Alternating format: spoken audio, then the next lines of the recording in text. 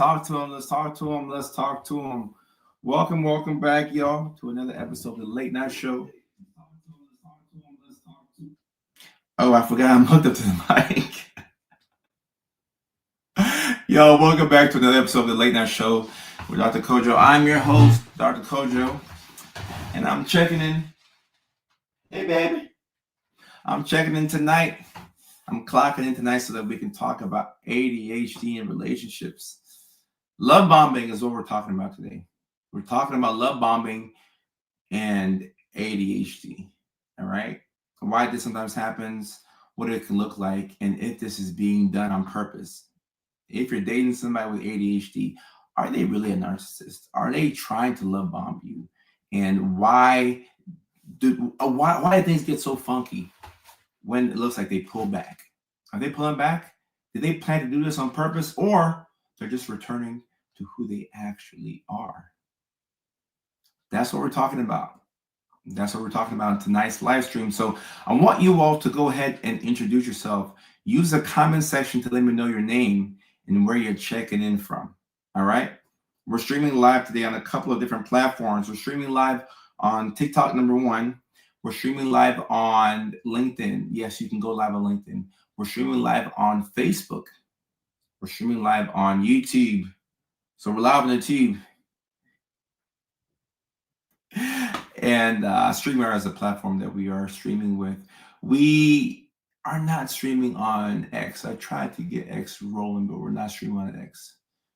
But we tried. We still have a great show planned for y'all tonight. Let me see where people are checking in from. Sarah, how are you? Good to see you. I don't follow live feeds and everything. I appreciate you. Thank you for your patience. Sarah's checking in from Arkansas. We got Zane checking in from Austin, Texas. I talk about love bombing and future bombing often. What's future bombing? Is that love bombing in advance? We got Moko checking in from Memphis, Tennessee. All right. We got Zilla on TikTok saying she'll see me after tax refund season. Well, you come out to a comedy show after taxes? Okay. I won't forget that. When you get your refund, make sure you put some money away and you can come out to a show. M checking in from Toronto. What's going on, M? Shh. Says, which person in your family has ADHD? All of them. It runs in families. Zilla, I hope to see you at a show. We have Lorelei, or Lorelei, I'm not sure how you say it, but Lorelei checking in from Anchorage, Alaska. Wonderful town, wonderful people. Leah Mariah, good to see you. We have Amma checking in from Finland. I love it when my boys and girls from overseas check in. Finland, okay. Is that a white girl named Amma? What? Yeah, it's a white girl named Amma. Okay, respect. Okay. Respect. We love to see it. Sarah's diagnosed ADHD by BPD. Okay. Makes for an interesting combination. So we have people checking in from all across the world tonight. I see people's comments. People are engaged. I do appreciate you. Somebody commented about hypersexuality being associated with ADHD. I do believe that that's true. But you can see hypersexuality in depression. You can see it in bipolar. You can see it in somebody who doesn't have a diagnosable mental health condition. But yes, you can see that within ADHD. Let me see what Zane's talking about right here. Zane said, future bombing. You learn something every day. Future bombing is when you breadcrumb someone into feeling hopeful for the future about what they could have, maybe materialistic, or possibly in the hopes that someone will change the ways that are typically more toxic. For example, I want to do that anymore. Okay. Interesting. I'm a little bit lost, but I get the future bombing in the sense that you breadcrumb somebody into feeling hopeful for the future. That sounds a bit more intentional than love bombing. But yeah, but yeah. Dr. Sadesh, I appreciate you. Thank you so much. Zane, I know what you meant. I appreciate you. On TikTok, I see people talking. I appreciate y'all for checking in on TikTok. Thank you for your attention. Love bombing, guys. We're talking about love bombing tonight, right? The love bomber. What does a love bomber look like? And are you a love bomber? You gotta watch out for these people who have bombs. These love bombing people, the love bombing men and women of the world just walking around bombing everybody. Is this being done on purpose? Is it being done on purpose? Let's talk about it. All right. So when you hear the term love bombing, I think we have a negative connotation that is normally associated with it. You think, oh, this is a love bomber. This is somebody who just they pour on the love in the beginning. They pour on the love, and at some point, they're just gonna bring it back. They're gonna bring it back, and you're gonna feel empty. You're gonna feel lost. You're gonna feel as if the person never loved you, which could be the case. Not every love bomber is innocent, and not every love bomber is guilty. All right. So we just cannot assume. But when you're a victim of love bombing, you're going to feel as if you were done wrong. All right. I'm not sure if we've had any victims of love bombing here, but if you've ever been love bombed, it's not a good feeling. You're going to feel like you were done wrong. All right. So this is a safe space over here. This is a space where Republicans and Democrats kiss in the comment section, and we're able to tell the truth. All right. We can keep it funky and we can keep it fresh. So in the comment section, if you have ever been love bombed, put a 1 in the chat. And if you are the love bomber, put a 2 in the chat. Like I said, this is a safe space. This is the safest of spaces. Put a 1 in the chat if you have been a victim of love bombing. Put a 2 in the chat if you have been the love bomber. And heck, if you've done both, if you've been the love bomber and the love bombee, drop a 1 and 2 in the chat. Let me see what we have here tonight. Naomi on TikTok says, I used to be too. Okay. So that was a love bomber. Sav says 1 and 2. So they've been a victim and the love bomber as well. Blake has been love bombed. Rita has been love bombed. Sarah, if you don't know, that's fine too. I don't know. It's a perfectly normal answer. Tiana, 1 and 2. Because first they do it, then I do it, then it ends. If you have no idea, 3. If you have no idea, 3. So there's a couple people who've been the love bomber and the love bombee. Respect. Angel Hill says chronically 1. So Angel is always being love bombed. Katie asks, what's love bombing? All right, Katie, let's role play right here. So love bombing is when I meet Katie at my first stops the bar, but I don't go to the bar like that. I meet Katie at a tailgate at a football game, and I'm like, oh, Kate, I think you're cool.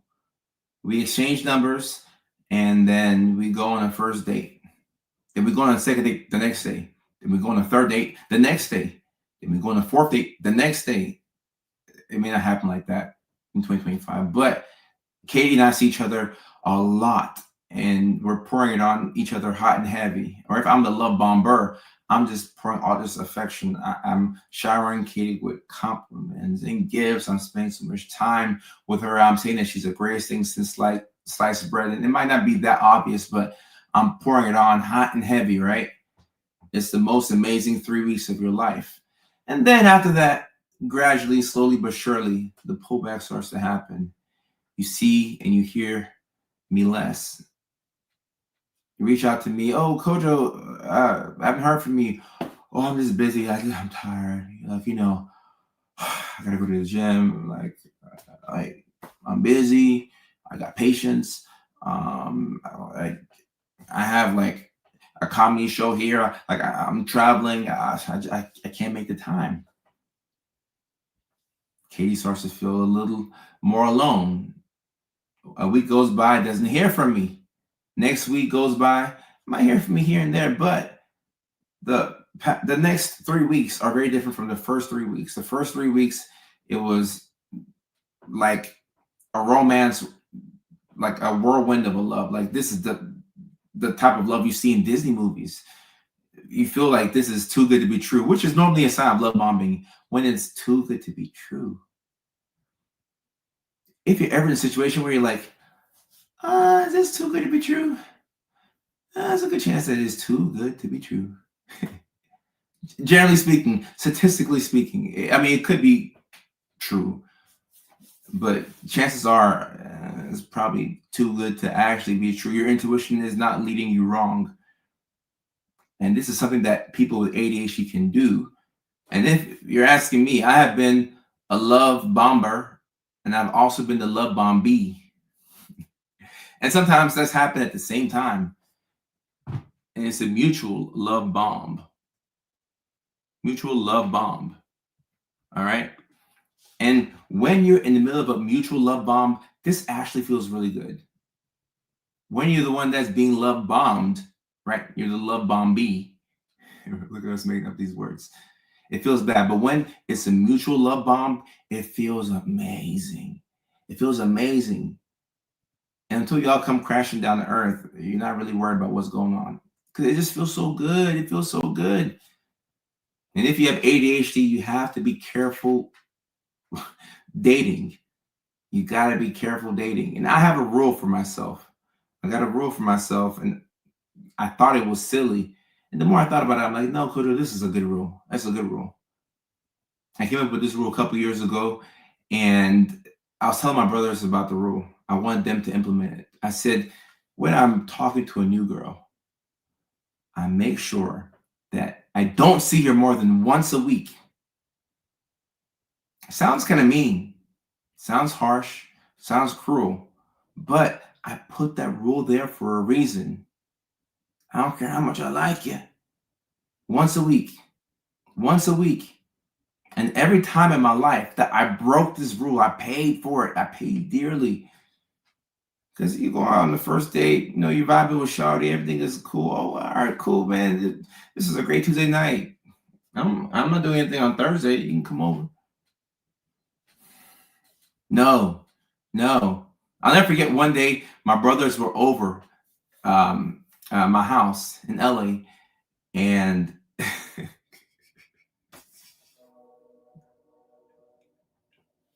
my brothers were at the house. They just flew into LA. I picked them up at the airport. We're catching up. We're playing MLB The Show. We're staying up. This is summertime, right? So we're staying up. We're just having fun, right? And I bring over a girl that I was talking to. And I'm like, hey, so-and-so, this is, call me. This is Robert. Call me Rob. I'm talking to this girl, okay? It was a Sunday. They saw this girl. They met her. Like, oh, she's cool. She's pretty, whatever. This same girl came back to the crib on a Monday. And when she walked into the house, you should have seen the looks on my brother's faces. They were shocked. They're like, I'm like, what happened? They're like, she came over on back-to-back days. What are you doing? I'm like, oh, I broke my rule. Oh, I broke my rule. And I was feeling her, but I forgot. I'm like, I can't see her more than once a week. What am I doing? And the way things turned out, didn't work out. And the reason why it didn't work out was not because I brought her over like back-to-back days. It was more so me, returning back to my natural form and being busy. But I broke the rule, and I'm like, this is why I'm only going to stick to 1 day per week. And it can sound a bit harsh. It can also sound a bit narcissistic. But if you have an ADHD brain like mine, stick it to once a week in the early stages. All right. Now, if you've been married for 15 years, this is not for you. If you've been dating for a couple of years, this is not for you. This is not a license to skip out and date night with your partner, or this is not an excuse to not see your person. Okay. I'm not saying that. But what I'm saying is that if, like, you just met somebody 2 weeks ago on Hinge, you might want to implement this if you have ADHD and you have the type of brain that craves novelty. You crave new experiences. You get bored of things easily. Sometimes the things that you get bored of are people. And you can feel pretty damn bad when you get bored of somebody and they realize that the energy is different. It's like you switched up on them. Like you pour all this love on them and you pulled it back. You didn't mean to do it. It wasn't intentional, but you just start to return back to yourself. Love bombing. Love bombing. You break all the rules when you meet somebody and you feel them too much. And if you've been in the game long enough, you know that there is some truth to taking your time. Let it be a slow burn. Let it be a slow burn. Take your time. Take your time. Look at the comments here on TikTok. Sam says, great advice and rule. Keeps in reality too. It keeps you in reality because a lot of times a crush is just a lack of information. You like the person because you're not seeing them all the time. This is why when you move in with somebody, a lot of relationships suffer because when they were coming over to your place and you were going to their place, the romance was like, it was hot and heavy. Like you felt like the person was sexy. You felt like you were like, everything felt so good. But then when they moved in with you and then, they started farting all over the place and then they're peeing with the door open and like the spark is gone. It's like, like I know too much about the person. You remove all mystery. And sometimes they become a glorified roommate, And if you're neurodivergent, if you're a card-carrying member of the neurodivergent society, you probably don't like people all up in your space anyway. You need some space to breathe in and breathe out. Living with somebody else that isn't yourself is very hard. It's hard. And you can love somebody and still be like, damn, like I love you, but damn. Let me breathe. Let me breathe. Let me breathe. Lavia says, I heard dating is difficult in LA. Yes, dating is difficult in LA because we're all vain. We all love ourselves too much and we're self-centered. I'm no different, but I think dating is hard anywhere in general in 2025. It's pretty hard. But Los Angeles is a different, like this, take us out of the equation because we're very weird in Los Angeles. We're in shape and we're attractive and we're handsome and we look good, but we are a shallow people. And like I said, I'm no different. Seriously, Drake says, how do you know the difference between love bombing and ADHD hyperfixation? Sometimes you don't. And sometimes it's both. When you are hyperfixated on a person, you tend to love bomb them. That's what happens. When you are hyperfixated on anything, if you're hyperfixated on a certain task, you're love bombing the task. If a person is your hyperfixation, you're going to love bomb them. You have to make up rules for yourself or else you'll double and you'll triple text and your self-respect will go out the window.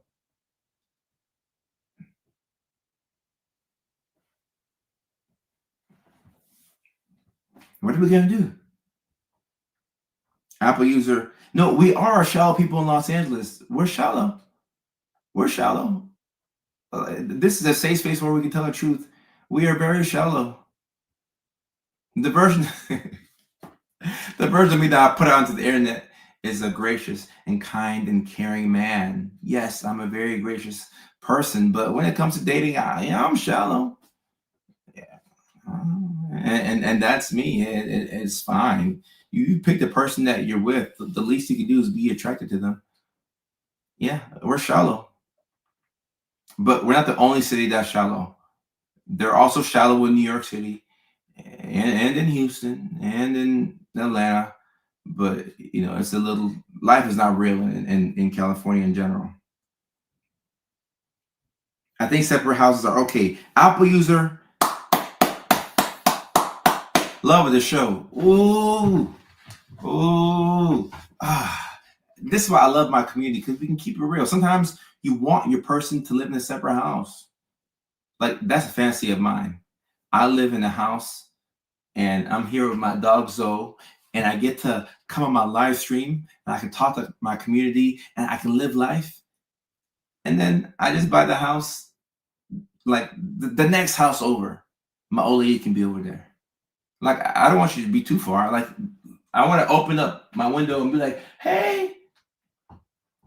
But like, I need this space to fart over here and to, you know, kick with my dog. Like, I need my space.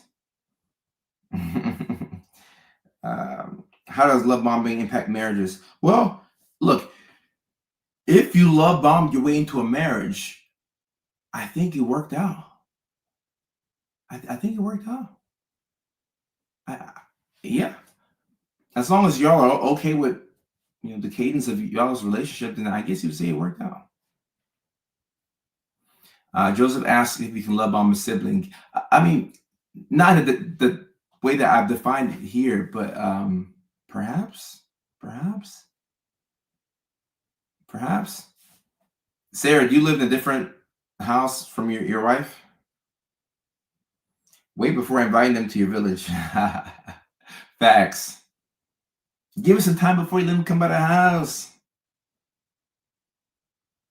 How was dating as a physician? I'm a doctor, not a physician, but dating is interesting. But I mean, dating is interesting for me because of me being a public figure, not so much that I'm a doctor. I mean, being a doctor is, people assume that you have money and that you have resources, which is, true for the most part. But I think what goes further than like financial resources is clout. Clout is a new drug nowadays. You can have clout and followers online and not have a penny to your name, and people are gonna want to date you. And Dr. Mimi says, so hard for me as a Black female doctor finding someone. A lady doctor and a guy doctor dating is two different things. So, I mean, I believe that as a Black male doctor versus a Black female doctor is going to be harder for the Black female. And there's stats that show that. And in general, the more money a woman makes, the lower her dating options are. So, I mean, if I were a woman, I'd say, I don't care. Give me the bag. Give me the bag and I'll date whatever guy. That's if I were a woman, I'd say that. But your options as a woman, the more money you make, tends to be a slimmer. And that's what the stats say. Dr. Mimi, that sucks. That sucks. But at least you're paid. At least you're paid. Sab said, separate rooms, I need my own space. I'm happy y'all are starting to see what I'm seeing. I want my own bedroom so badly. This is why we need neurodivergence to have more of a voice in this, because separate bedrooms and sometimes a separate house is a very divergent way to think, but these are the brains that we have. Atlanta is also not a real place. Yes, Atlanta is not a real place either for dating. Like, the same Atlanta back in 2010 when I graduated high school is a different Atlanta in 2025. Atlanta is not a real place. It's maybe only the ATL might be the only other place that's, I don't know. I think it's worse to date in Atlanta than LA. I can at least navigate LA. Atlanta is too much. Is it shallow or you like what you like? Oh no, it's both. It's shallow and it is I like what I like. Yeah, it's both. I'm not gonna lie to myself. And guys, you have to understand that I said this on last night's live stream. You pick the person that you date. So if things are not working out, that's on you. If things are working out, that's on you. You pick the person that you date.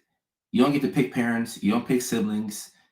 And to some extent, you don't pick your childhood friends because proximity is how we make friends growing up. And as you get older, you do get to pick your friends.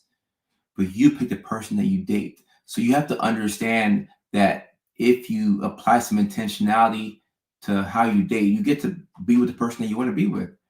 Everything from making sure that you don't spend too much time with them in the beginning, you monitor your love bombing tendencies.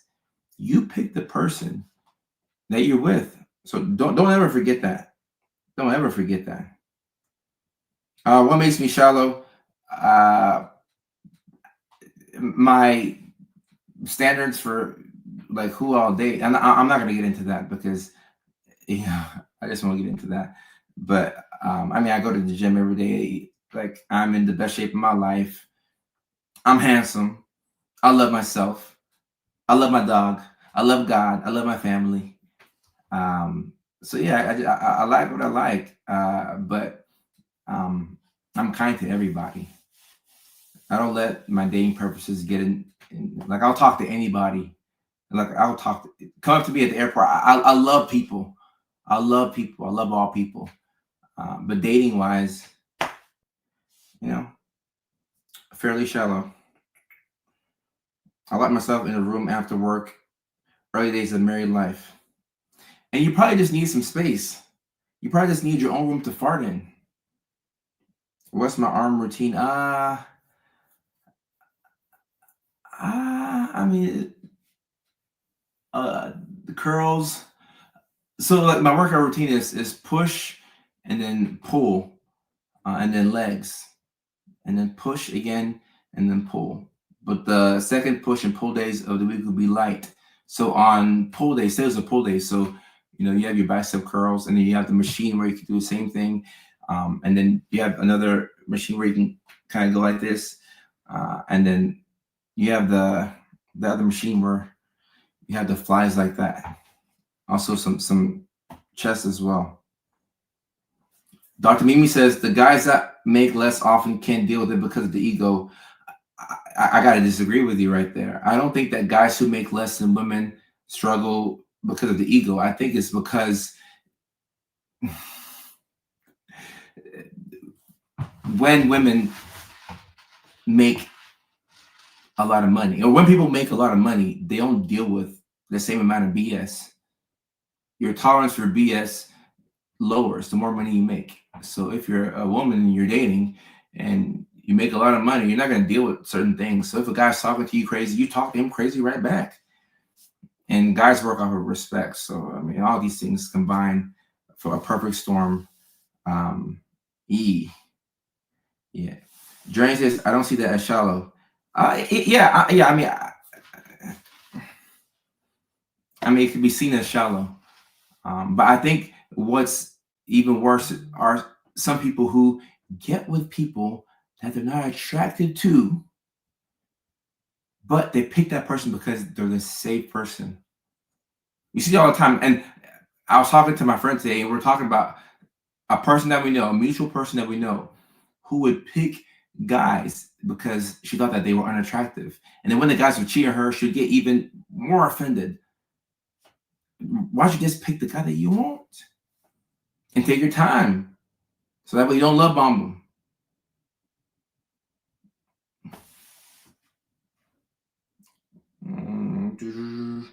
There's actually data that says high earning men choose and marry high earning women more than not. Oh, okay. I haven't seen that data, but it makes some sense to me. It makes some sense to me. It makes some sense to me. And no, Sad, you're right. I got some diabolical farts. So I would, me wanting to not fart bomb anybody is just me looking out for you. I'm looking out for y'all. But I want y'all to, smell these diabolical farts. Like I got protein farts. So I'm not going to do that to you. And Jimmy says, dang, Atlanta's tough. Hey, I mean, like Atlanta used to be cool back in the day, back when you can go to a teen club and they were playing Travis Porter, Waka Flocka Flame. This new Atlanta, too much. I kind of want a separate house for my spouse or two. Right. See, Lyra, only in environments like these can we talk about this without shame. I don't think this is the average person's thought. You just, because it's cheaper to have one house. And I know it is. It doesn't make sense financially. Sometimes you just want some space, though. You just want some space. Oh, Sarah says, my wife lives with me, but she understands I need separate time. That's good. Because it's a need. It's not a want. It's a need.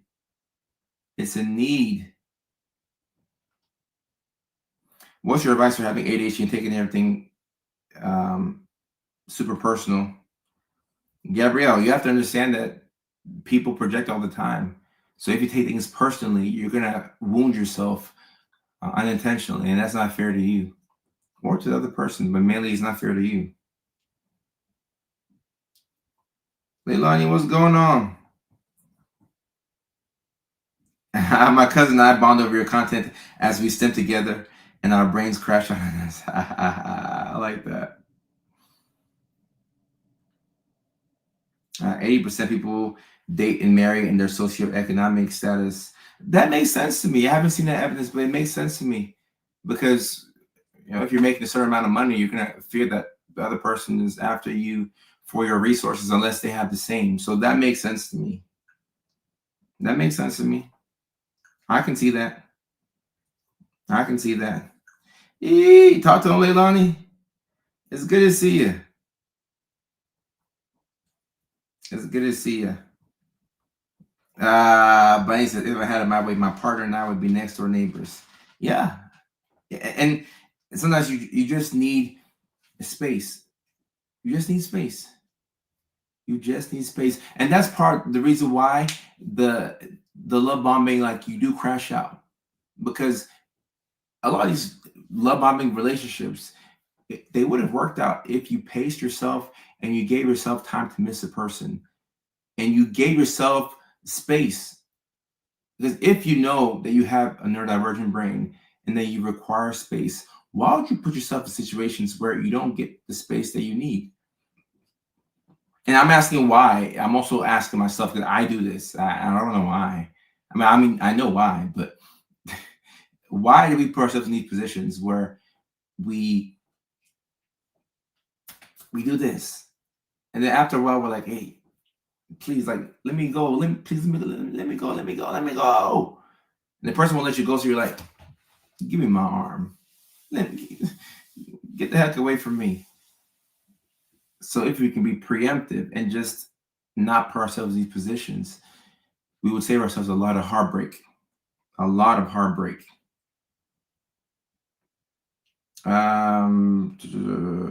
Women made me choose a career that I chose. Well, I got into psychiatry on accident, but I stayed on purpose. Once I realized I was good at this, I just kept going. And I'm very happy that I stuck with it.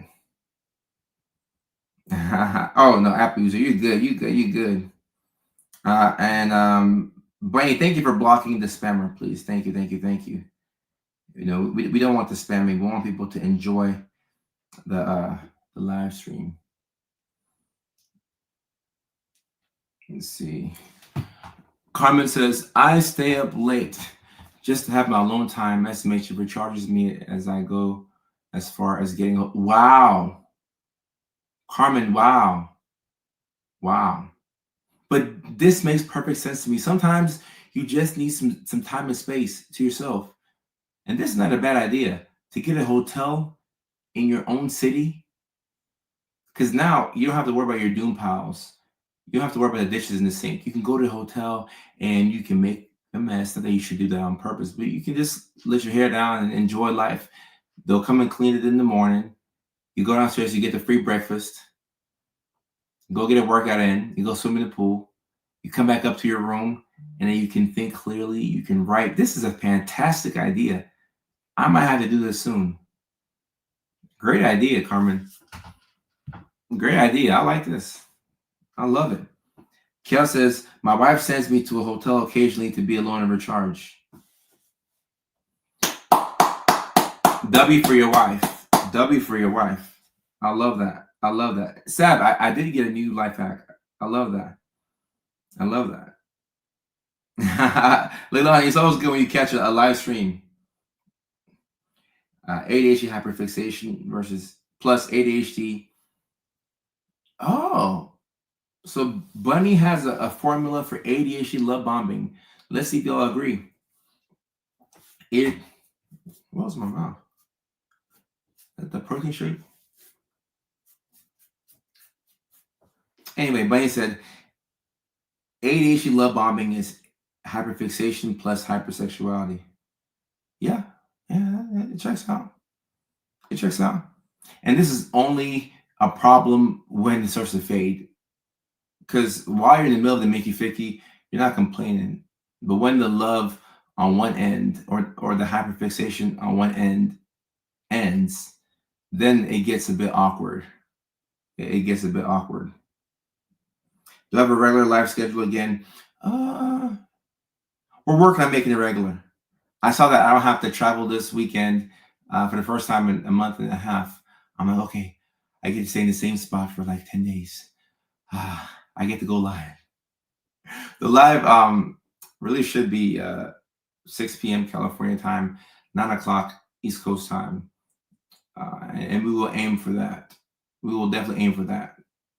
Because it did not, we did not get it today at the regular time, but 6:30 California time. And I'll tell John that we'll aim for that. Because I like going live on consecutive days. It makes me feel good. I was diagnosed ADHD 46 years old after my kids were diagnosed. Started to make sense. Any advice for a broke nursing student struggling during finals? Keep your expenses low and prioritize getting a good grade. Like I would eat oodles and noodles in college and I would feel like $1 million as long as I got the good grades.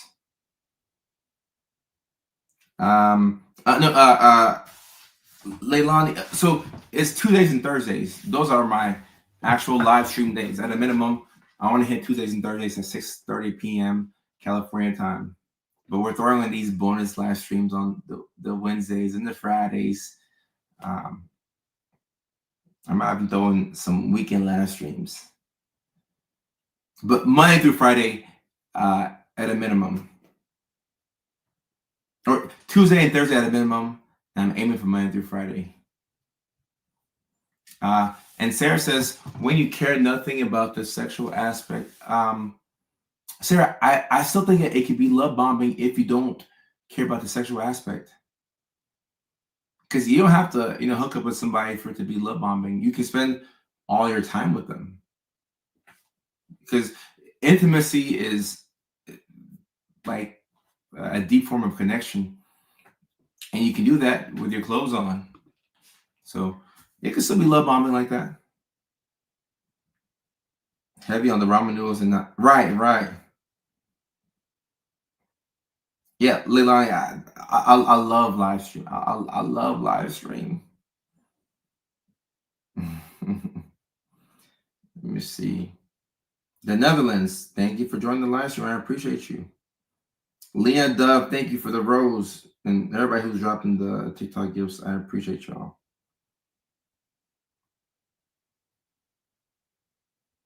Couldn't find the original article, but this one also supports the high status men choose ambitious. Ambitious what? What's the rest of it? And I agree with Leilani saying intimacy is more than extracurricular activities. I agree. Intimacy can be watching a movie marathon with somebody that you're getting to know. It can look like you spending a Saturday evening watching Sister Act 1 and 2, or watching the Transformers series, or watching Home Alone 1 and 2. I think there's a 3 for Home Alone. I'm not sure. It can look like you going out for ice cream. You could spend $14 a night or on a specific night, go out and get ice cream, and that can be intimate, and y'all can just walk in the park. You don't have to spend a lot of money to be intimate. Sometimes it's the little things. Sometimes those moments of intimacy like form a deeper bond than hooking up with somebody. More times than not, it forms a really deep bond. So you could do this on back to back to back days where you see somebody 3 days in a row. You don't spend a lot of money, you don't hook up with them, but you're building this attachment to the person. And if you do this too many times in a row, it can make it difficult when one person pulls back. And this can be done with anybody. A lot of people who are together right now aren't together because they like each other. They're together because they spent so much time around each other and they had no choice but to form a connection. Like this dog right here, that's look at Shiesty. This dog that's right here. If this was somebody else's dog and I was dog sitting for a month, by the time the month is over, it'll be very difficult for me to give the dog back. Now, this is my dog, but it'd be very hard to get a dog back because I would have formed an emotional connection to the dog. Or I can use cats as an example. I don't like cats at all. But if I was cat sitting, if that's the thing, because cats are very independent. If I was cat sitting and I was with a cat for a month, when it's time to give up the cat, it'd be very difficult because it's like, damn, like I didn't like the cat at first, but now we spent so much time together. We spent every day together for a month. Now it's gonna be hard for me to give up the cat because like I kind of like the cat. Like I might want the cat. I might go get my own cat now. So anytime you spend a lot of time with somebody, it can be hard to pull back. Hard to pull back. 8 right, exactly. 8:30 Central. So 8:30 p.m. in Tennessee. That's the time that we're aiming for. Exactly. Shiesty, you heard her name? She sleeps upside down. Shiesty. Show them who you are, Shiesty. Shiesty. See, even if you didn't like dogs, this dog will grow on you. Even if you were scared of dogs, the dog will grow on you because that's what happens when you spend so much time. Intimacy with a dog. The little moments do matter more. And Andrea, I think Sister Act 2 is better than Sister Act 1. I'm happy you said that because most sequels are not better than like the first movie. But Sister Act 2 is better than Sister Act 1. I watched Sister Act 1 maybe like a week and a half ago. And I'm like, man, this is such a good movie. But I thought to myself, oh no, 2 is an even better movie. Ooh. And Kel says, intimacy is my wife listening to me practice my bass while she's gaming. Ooh.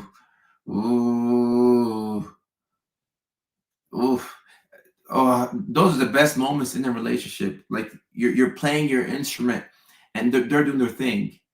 That parallel play intimacy. Oh my gosh. It's so amazing. It's so amazing. Demetrius, congrats on the ADHD assessment. Hope you can get medication soon. Okay. Congratulations. Now, I know the meds are a game changer for me, so hopefully they can help you out. Gabrielle, I know. Look at those beautiful eyes. Shiesty. They're talking about you, Shiesty. Toya, what's going on? They're talking about you, Shiesty. And she encourages me along the way. Right, and look, after you've been with somebody for quite some time, that's when the relationship starts to deepen. Shiesty. Hey, Shiesty. Good. Look at you being so cute. And before I got this dog, I was afraid of dogs, believe it or not. See, we even shake the same way. That's a thing that we both do. Look, now she's trying to get me to scratch her. Shasty. I was afraid of dogs before I got the dog.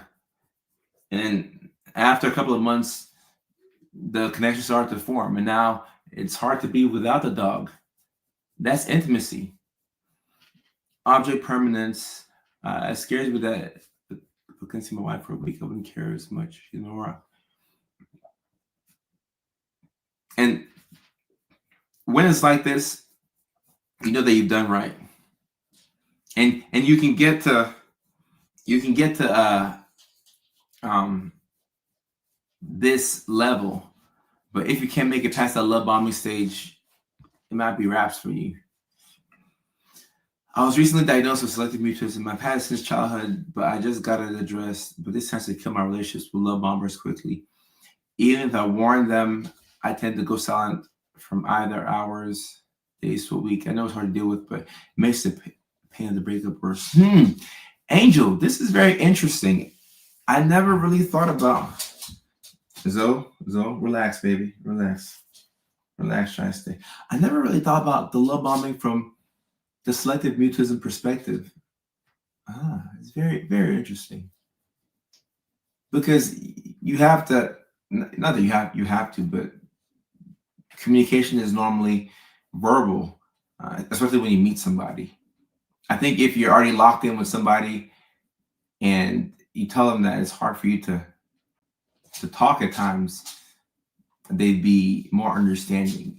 But right when you meet somebody, and if they don't know what selective mutism is, it can look like you're trying to be rude or mean.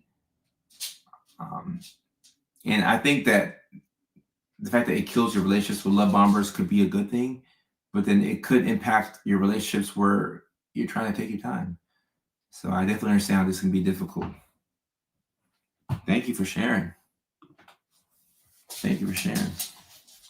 Good Zoe. It's no longer about the really fiery dynamic moments. You have to nurture the slow burn. Right. Those are the slow burn type of relationships are the ones that tend to last. Now, I will say, to be fair, I have seen love bombing or love bombed relationships work. And I don't know the science of this, guys. I don't know the science. But I've seen relationships where on the very first night, it's on and popping. You go over to their house, they go over to your house, you're kicking it, the Mickey Ficky, you're doing any and everything. You're having fun, you're having intimate moments, with your clothes on, with your clothes off, in your city, out of your city, long road trips, talking about all your childhood trauma, your favorite moments, your favorite movies. And you've known a person for a week, and it's like you've known them for years. Like the classic love bomb. And I've seen those relationships last for 20, 30, 40 years. So sometimes you can take all the advice I'm giving you in this live stream and just throw it out. It may not apply to you. And I don't have an explanation for that. I don't. I cannot explain it. Your guess is as good as mine. So sometimes things are just meant to be. I think that's just things being meant to be. So this is why when people ask for advice and they say, oh, I met somebody and they're a really cool person. We spent like every day this week and we just met a week and a half ago. Are we going too fast? In theory, yes. Is this a good thing? In theory, no. Will it work out? Maybe so. Maybe. Who knows? Who knows? I can't explain that. I can't explain that. You just never know. Ray says, all my relationships move super fast. Ray, you might have to come up and get you an ADHD jersey. Come on up. That sounds very ADHD. All of my relationships move super fast. Yeah, come on up. Come on up. Come on up. Come on up. Zo, no. Keno. Keno. Good Zo. Good Zo. Good Zo. Good Zo. Guy giving you butterflies. Guys, after you get past the age of 30, you don't want them butterflies. You can keep them damn butterflies. Keep the butterflies and keep the caterpillars too. That butterfly type of love, the older you get, you're like, nah, just give me that. Give me that cockroach love. That slow, that snail love. I don't want that butterfly, that caterpillar love. That's the love that'll get you killed. Watch out for that type of love. Watch out for it. Oh, Ray, you do have ADHD. Oh, okay. You're 51 today. Happy birthday, Ray. Y'all drop a happy birthday, Ray, in the chat. 51 today. Happy birthday. You got your ADHD diagnosis earlier this year. And all your relationships move super fast. See, this is why I tell y'all all the time that a diagnosis is so important, because it makes things make sense. It makes things make sense. My mental illness is ADHD and depression and probably a couple more. What's wrong with the butterflies? Y'all still want that butterfly love? Come on now. Come on. Come on. Yeah, like, aren't we grown? We don't want that butterfly love. Let me get that cockroach love right there. Let me get that cockroach love. Happy birthday, Ray. Happy birthday. Happy birthday. 51 a day. 51 a day. Love bombing is sometimes not love bombing. No. Love bombing, when it's mutual, doesn't have to be a bad thing. I'm still going to call it love bombing, though. I'm still calling it love bombing, but it might be a mutual love bomb. I had a buddy of mine.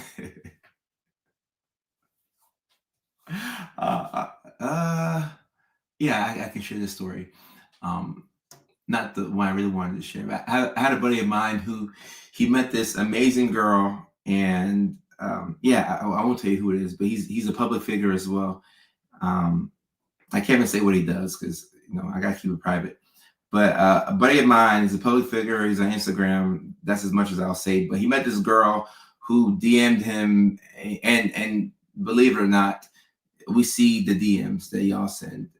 Not all the DMs, but we see the DMs. So this girl shoots her shot with him, and she doesn't think that he'll read it. But he read the message because she's hot. So like, you can see her picture, and like, oh, she's fine. And she came to one of his events. I won't tell you what type of event it is. It's not important. But she came to one of his events, and they became a couple, like full steam ahead. And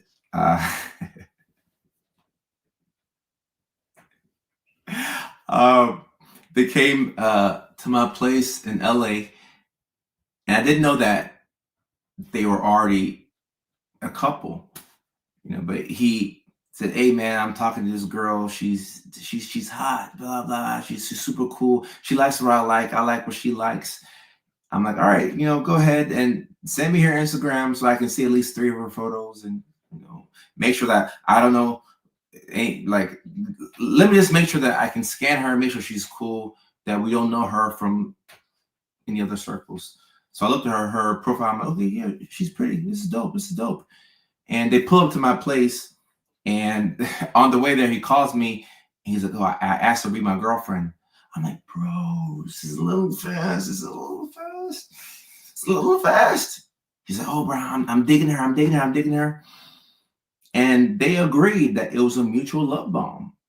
And while things were working, it was great. It didn't work out, but it was a mutual love bomb that both people had no, issues with. It worked. I mean, the relationship didn't last, but I'd say it worked out, and both people got what they wanted out of it, I think. But it, like, when things were good, it was good. And I'd call it a love bomb. They called it a love bomb. They call it a love bomb. Taking things slow is definitely important, but I love to have the butterflies too. Well, Amy, if you want the butterflies, you can have the butterflies. I'm not saying you shouldn't have it. Go for the butterflies if you want. I'm gonna take the cockroach love. And look, I grew up poor, so we were so poor that I would go into the kitchen for a syrup sandwich, and I would cut on the lights, and I would see cockroaches all over the floor. Like there was not a single place that I could step that didn't have cockroaches. I had to take my foot and then hover over the cockroaches so that they would scatter away, and then I could step. That's how poor we were. So I don't like cockroaches, but I would still take the cockroach type of love over the butterflies type of love. We too grown for butterflies. Oh, Leilani, we're cooling. Thank you for asking. We're cooling. Magic of Mike says, I move fast often. I move fast, then I often get bored on my relationships. And that's why I said you can't go too fast. Because you're going to get bored. You found out everything about the person. And one thing I know about women don't want a predictable guy. I always stay unpredictable in my relationships. You never know what I'm gonna do. I might say I'm gonna stream this weekend, and I wake up on Saturday. I say I changed my mind. I'm going to Cincinnati, and I don't know what I would do in Cincinnati or why I would go there. But I say unpredictable. I might do something different. I might sign up for a boxing class. I might go snorkeling. Not even do those activities. I might go hiking. You gotta say unpredictable. You gotta have some edge to you. You gotta have some edge to you. You need a little bit of edge. Have to have predictable habits and behavior. Now, Leilani, all right. So when I said you want to say unpredictable, I forgot that we have a neurodivergent community here, and some people's autism might not want the unpredictability. So just want to say that. I just think that even the most autistic woman still wants you to have a bit of an edge. Maybe surprises that can be anticipated, but some novelty. Especially if she has ADHD as well, she will want novelty. She will want some novelty.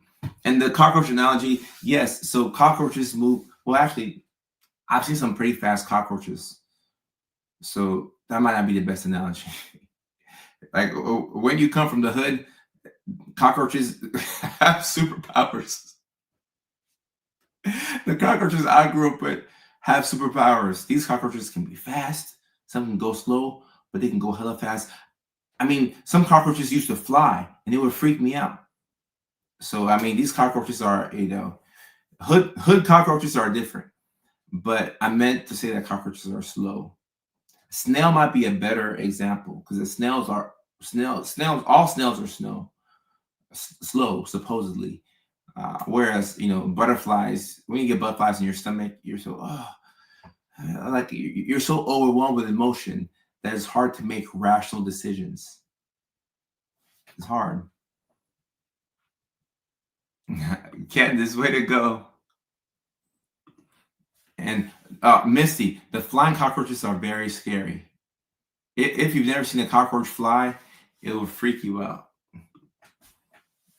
Amy says, for me, it's because I've only had 3 relationships in the course of my life. So I think you can still have affection without having the butterflies. I just feel like people overlook a lot of things in the name of butterflies. Anytime you're very emotional, it becomes hard to make a rational decision. Maybe this isn't the person for you, but because you have butterflies in your stomach, you let things slide. Leilani, you could be on the spectrum. Might have to come on up and get this neurodivergent jersey. Bored is healthier. I agree. The boring relationships are theoretically healthier. If you can just sit there and be bored with somebody, that's a really good sign. Because, I mean, it's hard for us to be bored on our own. And this is why I've made it a priority to become better at meditation this year. It's so hard for me to sit here in this room and just look at the wall. But every day for 5 minutes, I do it. I'm going to have a day where I do it for an hour and I look at the wall until it drives me crazy. But guess what? I'm going to learn a couple of things about myself. I'm going to learn some things. It would drive you crazy. But sometimes you have to just sit there and look at a wall for an hour. Dealing with boredom is something that we got to figure out how to do it at some point. Seriously, Jay says, I'm 33, just got diagnosed with ADHD. It's been hard knowing my symptoms ruined past relationships. And those are the people that I'm looking for. Because I feel like my symptoms interfere with a lot of relationships. And this is right when I was, I was still in school. I was working on my last degree, my doctorate. But I was realizing that my symptoms were affecting my relationships. This desire for novelty, or I got this girl here, but then my eyes like I would be cross-eyed. Like I'll be with my girl, and I'll want to be faithful, but then my eye, like I'll be cross-eyed. Like I'm like, damn, like she walked by, like damn, she got that down now. Like like it was hard to just stay on the straight and narrow. And this is around the time that I got diagnosed with ADHD, and the medications made things easier for me, and getting sleep.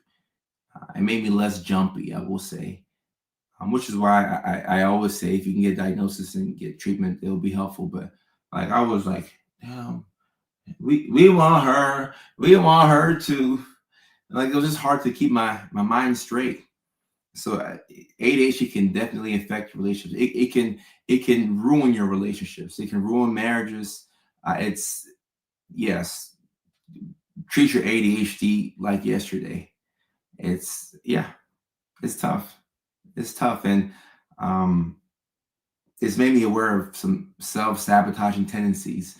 But when you know yourself more, you can put together a plan, and you won't be as affected by it. It'll still be there because the ADHD is not going anywhere, but you'll understand yourself more, and you'll have more empathy for yourself. You won't judge yourself, at least not hopefully. Best treatment for ADHD: anything that regulates your focus and your attention and your mood. Ray says, I left my first husband because I didn't like marriage. Who knew it was neurodivergence? And then look, we could do a whole live stream on this, but I have seen some videos on TikTok, and initially I was judging these women, guys. I'm not gonna lie, Dr. Kojo was judging these women because I would see these videos on TikTok where women would come up and say, I'm thinking of leaving my husband. There's nothing wrong with him, and he's a great father, and I love our kids, but I'm thinking of leaving my marriage because there's just not a spark there. And I was like, why would this woman ruin a perfectly good marriage, and why would you do that to the kids? And then I thought about it from a different perspective. I said, oh my goodness, what if this woman is dealing with undiagnosed ADHD and or autism, some type of neurodivergence where she can't be bored? And maybe the guy isn't a bad guy, but maybe he's just too predictable and she needs a little bit of novelty. Maybe they should do some role play. Maybe he should take her on an ice cream date that costs $7. Not like you have to break the budget. Sometimes you've just done the same thing for too long in a row, and your woman needs to just switch things up. And while I look at it from that perspective, I had a lot more empathy. Now, I'm still not condoning like what she wanted to do or saying it's a good or a bad thing. I don't want to put a good or bad label on things. But sometimes the reason why you self-sabotage a situationship or a marriage or relationship was undiagnosed neurodivergence. Yeah, yeah. Ray Ray says he was a great guy. I just felt like I needed to run away. Could be. But in these instances, when you feel like you have to run away, having a healthier alternative will give us more confidence with the decisions that we make. Because maybe you just book a hotel in your city for a weekend and y'all switch it up and it saved the relationship. And all relationships, I don't care if you're dating Madonna or Kim Kardashian or Will Smith or Brad Pitt, whoever, all relationships will have highs and lows. And during the lows, it'll feel like you need to leave. And sometimes you just need a different thing with the same person. So, and somebody said, you could just be poly. Maybe so. Maybe so. Maybe so. But the thing, here's the thing with poly, guys. I don't think people realize this. The thing with poly, to my understanding, is that, like, if I were poly, it'd be Kojo, have 3 girlfriends or whatever. You're still in a relationship with them. To my understanding, poly is 3 people, like one or like whatever. You have to give attention to 3 different people. Oh my goodness. That sounds exhausting.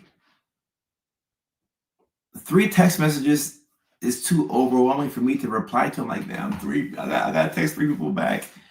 I'm doing that every single day.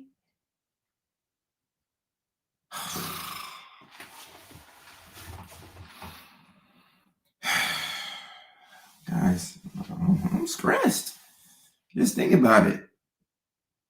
Right, that's overwhelming. I think poly sounds great to everybody in theory, but then text 3 people every day. Oh my gosh. Man, that's a lot. Right. Like 3 people.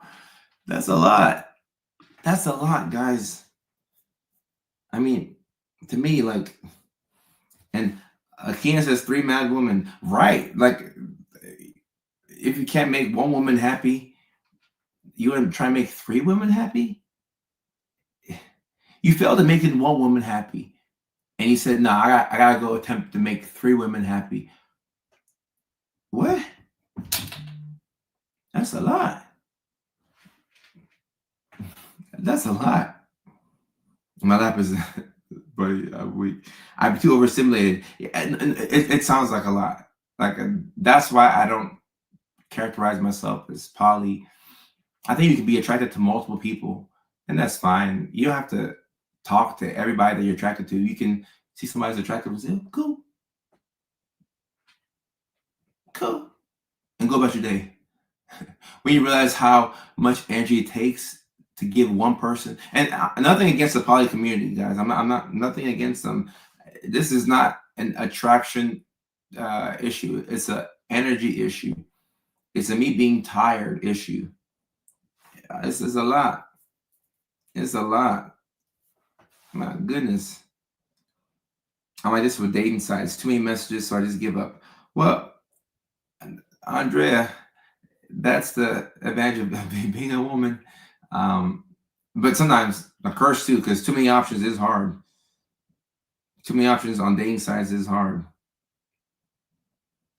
Leilani, great question. Do you think rejection sensitivity in neurodivergent individuals makes us want to run?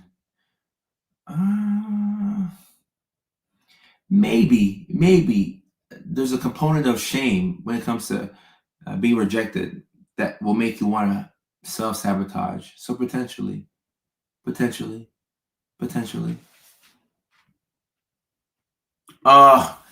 Peace of mind issue. I mean, I think in every breakup I've had, there's always a component of me wanting peace of mind. Like, just let me breathe. Let me breathe. Like I don't care. Like, I'll give you some money. Disappear. I need peace of mind. which is why the poly community, congratulations, is hard. Being poly doesn't mean you need to be in multiple relationships. It's a framework. Oh, okay, okay. So I don't know all the rules of poly. It's a framework.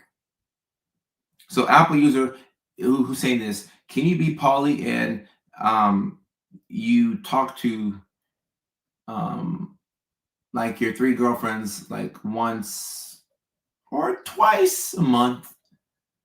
That's 6 days that's 6 days where you have to talk to them. Like, is that a framework that can work? 6 days out of the month. That's still a fifth of the days in the month. Is that how that works? Is that how that works? Any advice for the recently diagnosed, not interested in men at all right now? Want to find your true self? If you're recently diagnosed with any type of neurodivergence, I don't think that's the best time to date. I think that's the best time to run 100 miles an hour towards finding your true self, being able to speak up and tell the truth, being honest with yourself. And relationships will naturally happen. But if you're just recently diagnosed, I mean, you can date, but your priority should be finding yourself. Be as selfish as possible. And if somebody works in the way into your life, great. But be as selfish as possible because you've been people pleasing for far too long. Do you think neurodivergent people are more suited to be with each other in a relationship? I do think so. I do think so. But you can still date neurotypicals. Okay, Cupid. Shout out to Okay Cupid. Shout out to him. I know that website worked. Yes, you can do anything you want the other people you love agree to. Oh, okay. Okay, I didn't know it was like that. So you can do whatever you want in the poly. Okay, okay. I think it sounds great in theory. But I'm sure there's a poly couple or something like that works out there. It has to be. I'm sure. I've always had an issue with believing in pure monogamy.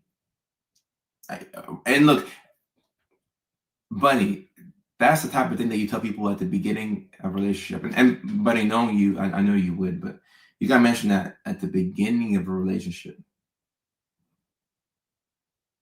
You can't, but why be bored? Yeah, Leilani, you want to heal. You want to heal. And when you're not looking, that's what you tend to find a lot of things. Relationships are no different. Like if you ever lose your keys in the house and you want to find them, stop looking for your keys. In fact, tell yourself, I'm not looking for my keys. Like who needs car keys? Like I'm gonna walk to the store. I'm gonna walk to Tennessee. I don't care. Like I don't need my keys. And the keys will pop up. But if you're looking for the keys and you put the energy into the universe, the keys will find a way to avoid you. You have to talk to yourself and say, I don't need my keys. I hate my car. And then the keys will pop up. The keys will pop up.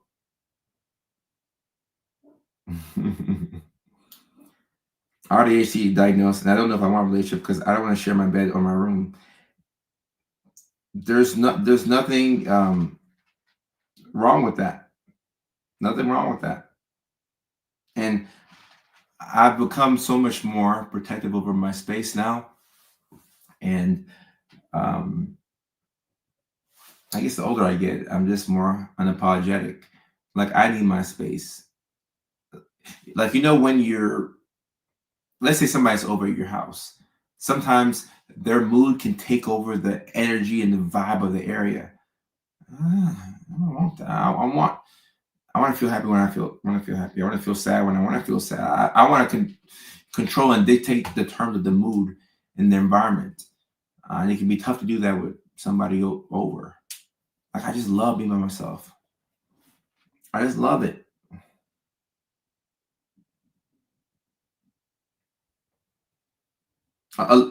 Congratulations, Lonnie. 11 years. Congrats. Monogamous like a penguin. All right, penguins monogamous. That's funny. Jake, facts. Some people have an overbearing presence. Jake, that sounds like a man who's looking for true peace.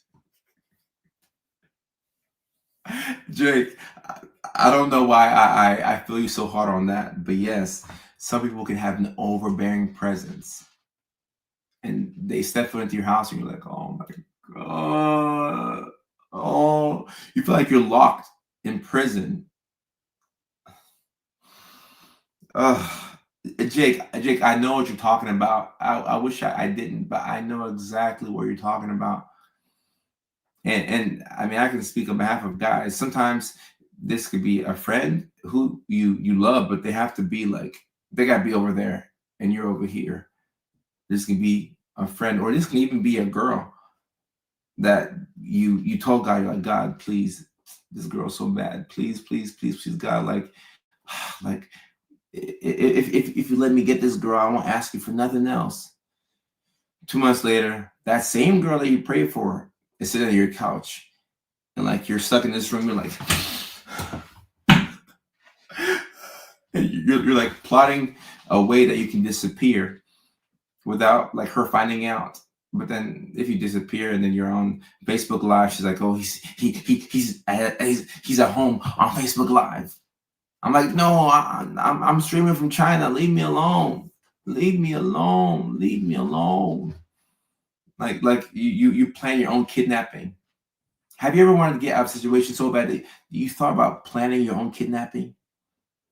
Yeah, like, okay, I could just tell the cops that like I was kidnapped and I was going to the store. I was on my way to Kroger's, and then somebody pulled up in a black van, and then they kidnapped me. Okay, all right, and then so it gets so bad. Think about, and I'm not like guys who leave their family. I just want to say I don't respect that. Let me preface what I'm about to say by saying that guys who leave their family, I don't respect that. All right. With that being said, I want to know what went through the first guy to leave his family's mind. The guy in 1942 who decided that he was going to leave Norman, Oklahoma and drive to Gary, Indiana and start a whole new life. Because back in the day, you could do that. Like, what was going through his mind? What was going through his undiagnosed neurodivergent brain to where he was like, I'm under so much stress that I'm going to plan my own disappearance. Like, you go to the beach and you leave your shorts there, you leave the shoes there, you leave your favorite bottle of beer there, and you set up the scene to where it looks like you drowned in the ocean. You told your family that you went to Miami, Florida to go enjoy time with the boys. You say, I'm going for my high school reunion, my 5-year high school reunion, and you go to Miami. And you plan this whole scene, and then you make sure that somebody's there so that they can relay the information to the news outlets. And like, all right, okay, cool. My wife thinks that I passed away. Now I'm going to go to Gary, Indiana, or even better, I'm going to take a flight to Norway and create a whole new personality for myself and a whole new life. What was that guy going through for him to plan his own disappearance? I'm not saying it's right. I ain't saying it's right, but that's a guy who had no peace. I ain't saying it's right. I ain't saying that is right. I'm not saying it's right. Yeah, look, sometimes you want a new life. And guys, I know we can relate to that. Sometimes you just want a new life, a new personality, go somewhere where nobody knows you. You're going to start all over with the knowledge that you already have. Now, I feel bad for his kids. You know, they weren't able to grow up with a father, which is not good. But this man was under so much pressure and stress that he had to create a whole new life for himself and fake his own disappearance. And guys, they have stories like this. This is still happening in 2025, where people are faking their own kidnapping and their own deaths so that they can go and live their own lives. That's crazy. That's crazy. Um, you can thank monogamy for that. Monogamy, uh, it can be very restrictive. Yes, it can be very restrictive, but at the same time, like also keep in mind that we don't have to sign up for that if you don't want it. The pressure, the pressure is getting worse. You don't have to sign up for it if you don't want it. Like, just let the person know in the beginning, hey, this is how I roll. I'm gonna need 3 partners that I talk to once a month or whatever. Let them know. Now, when you get with somebody and it's under the expectation that it's gonna be you and them, and then you switch up 3 years down the line, all right, that's not fair to anybody. Okay, that just ain't fair. You decided to wake up one day and you said, "I want let them know off the rip, or as soon as you know." Um, mm. He didn't want to pay alimony and child support if he divorced. Ah, it was a financial decision. Ah, okay. I didn't even think about that. Wow. And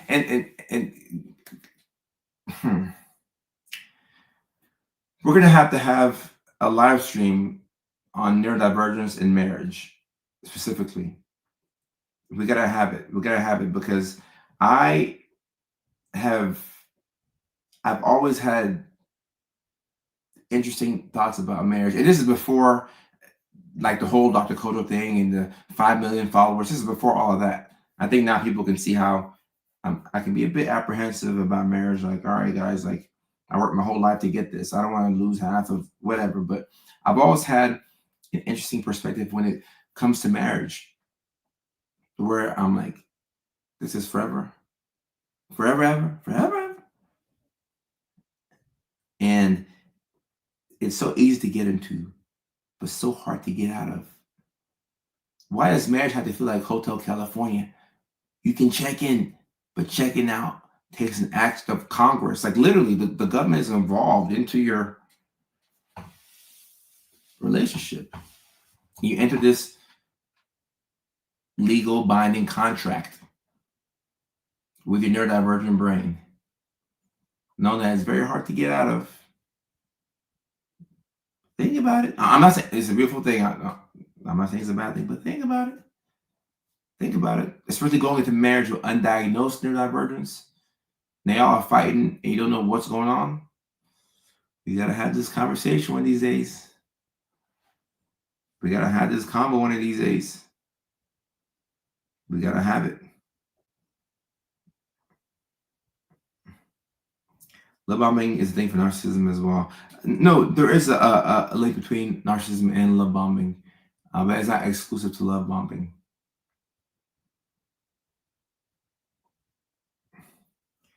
How you tell people you're dating that you go silent once in a while? By saying it just like that. I go silent every now and then. Seriously, Jay says, I would love that stream. I've been married and don't think I want it again. Now, they do say that the overwhelming majority of people who get married and divorced, like the overwhelming majority of people who marry once, then get divorced, do marry again. But all the people who are currently married right now that I talk to, 95% of them tell me that if this relationship didn't work out, they would not be married again, which is a pretty frightening thing to hear.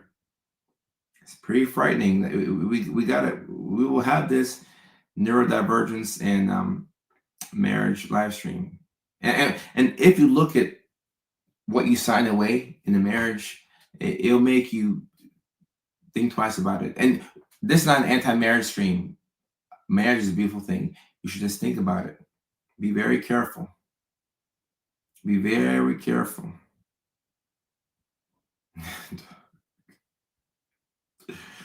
uh,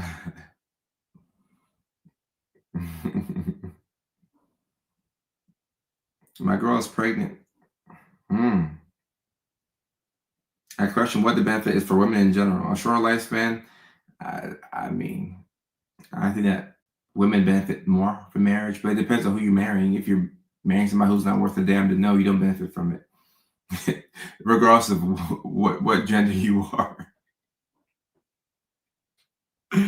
Um,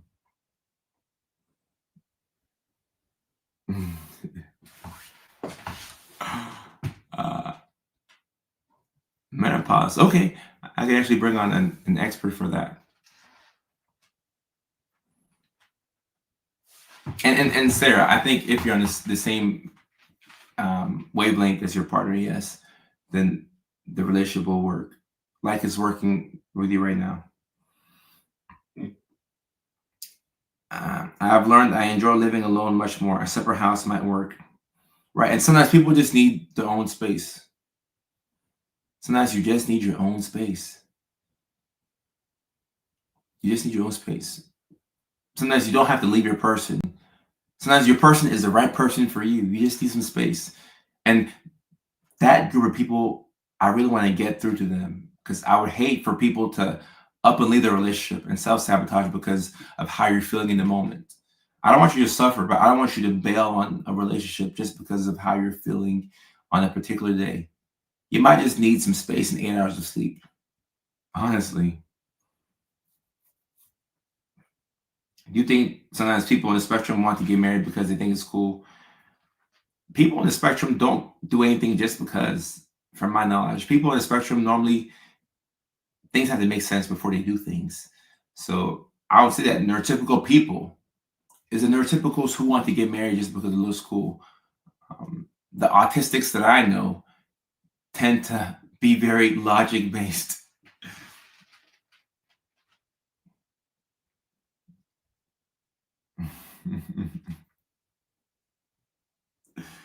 uh, separate houses, separate houses. I like that. We are bandwagonists. We feel love and like affection too. I agree. HRT, coffee, Botox, and alone time. Magic combo for PMDD. Ah, interesting. My partner is on the spectrum and I have ADHD, but divorced. So I'm wary of. Hey, guys, this is not to say marriage is a bad thing. I still believe it's a beautiful thing, but we should be mindful of any contract that we sign. And more importantly, know who you are. Know who you are. If you know who you are, you'll put yourself in situations where more than likely you'll succeed.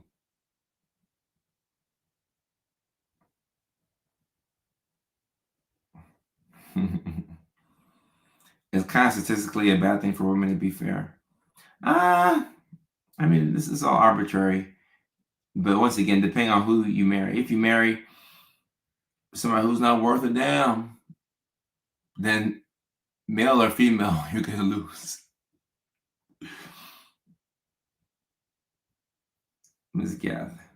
I love how Miss Gath said, I would get married if I could get some agreeable, like alone time, separate rooms. And then Jay says 100%. All the guys who are unmarried everywhere in the world were like, we felt you right there. If we can get it in the marriage contract to where I'm legally entitled to alone time, my own room, uninterrupted time where I can play NCAA with the guys. Oh my God. Like, guys, we don't need a lot. I promise you, like this one room right here, I could have a one studio apartment with everything I need in this one room. This is a futon right here. This futon can be my bed. It can be my couch. I got a PlayStation right there. I can play my PlayStation games. I can go live on Facebook so I can talk to my community. I can take a nap here. I can put my fridge here. I can use restroom right here. We don't need much. We don't need much. Give me a nice little car, 1998 Toyota Corolla. Nothing too crazy. Some In-N-Out patties for lunch, microwavable meal for dinner, cereal for breakfast, protein and creatine. Go to the gym. We don't need much. We don't need much.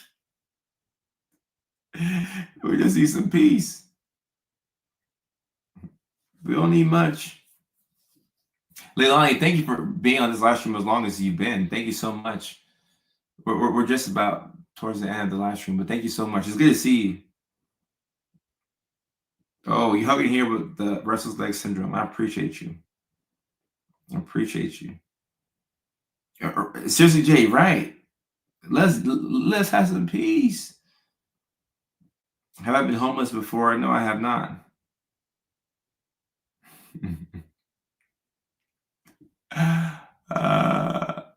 Yeah, less is more. Less is more. Have you ever noticed that the things that you thought would make you happy don't make you happy? Less is more. Less is more. My happiest moments, I'm hanging with people that I really care about and doing things that I love. Those are my happiest moments. Has nothing to do with a car or money or a house. Just give me a PlayStation, a futon, a fridge, and a Beaver Corolla, and I'm good. I'm good. I don't need much. Oh, Leilani, you gotta get some rest. Speaking of rest, I know I gotta get some too. But I'm neurodivergent. I like staying up. I gotta get some rest. I gotta get some rest. I vote marriage contract to promote individuality and time alone. Guys, if I ever get married, I might put that in the contract. I might put that in the contract. Cassandra, I like this. Less is more. I put in the contract. Give me some NCAA time. Let me watch NFL on Sundays. Mike, I appreciate you. Ray, I'm a Sagittarius. I don't know if I believe in like all the different things like that, but I can give plenty of space. Like that's my default. I might forget about you. I just need some space. All right, guys, that's gonna be a wrap on our live stream tonight. Let me tell John. Ooh,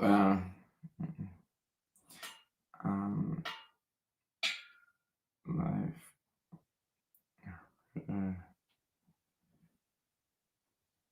Let John know.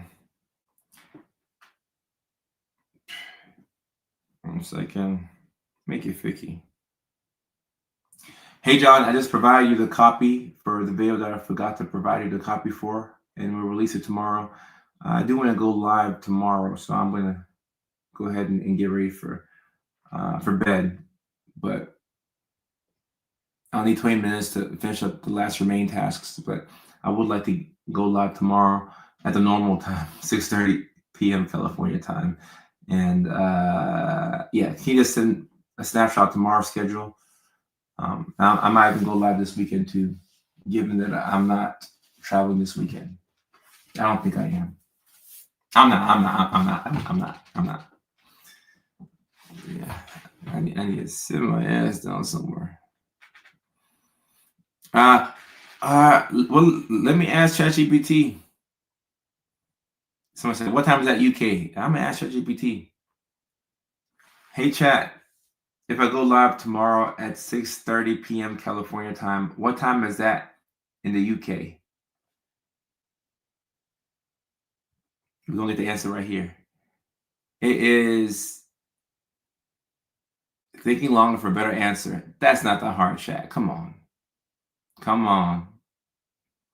6:30 p.m. California time tomorrow is 2:30 a.m. in the UK the next day. So that'll be Friday, 2:30 a.m. UK time. Mickey, Ficky. So yeah, for my UK boys and girls, that's pretty damn late.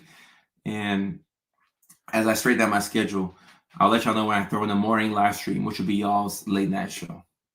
So I gotta head out and get some rest in about 30 minutes from now. I love y'all. I appreciate y'all. Thank you for your attention. Thank you for letting me do this. This is so cool.